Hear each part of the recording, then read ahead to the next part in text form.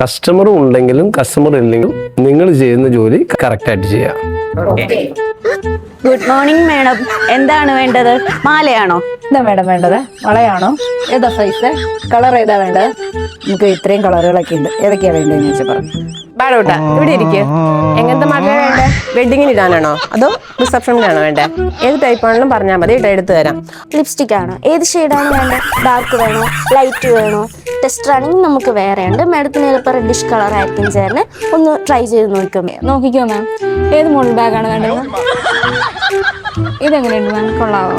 മാം ചേരുന്നുണ്ടല്ലോ നന്നായിട്ട്. എന്താ മാഡം സാധനം?